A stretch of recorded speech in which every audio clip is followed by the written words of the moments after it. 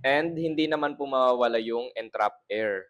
So, meron at merong air dyan, guys. Kahit i-compact mo yan ng i-compact, hindi po mawawala talaga yung air. Okay? So, yan yung compose ng concrete natin. So, dito guys, ang titingnan lang natin, dalawa lang. Meron po tayong weight and meron tayong volume.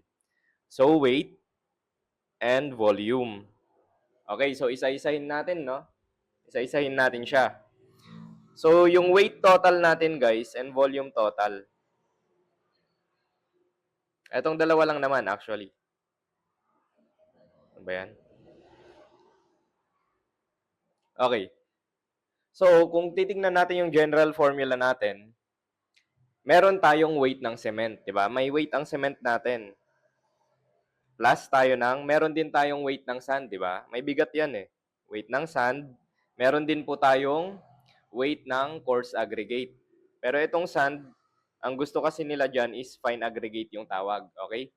Tapos meron din po tayong weight ng coarse aggregate, okay?